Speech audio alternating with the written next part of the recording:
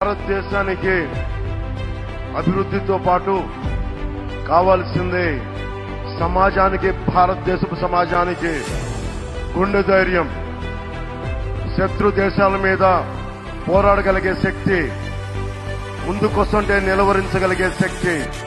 కశ్మీర్ మనది కాదు అంటే ఇది మనది అని చెప్పి ఆర్టికల్ 370ని రద్దు చేసిన బలమైన మన ప్రియతమైన నాయకులు.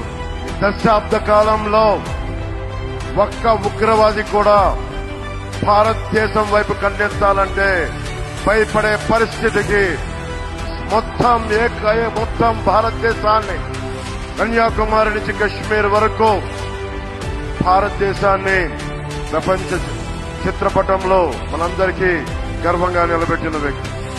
సముద్రం ఒకరి కాళ్ళ దగ్గర కూర్చొని మరగదు, పర్వతం ఎవడికి వంగి సలాం చేయదు, తుఫాను గొంతు చిత్తం మనడం మెరగదు.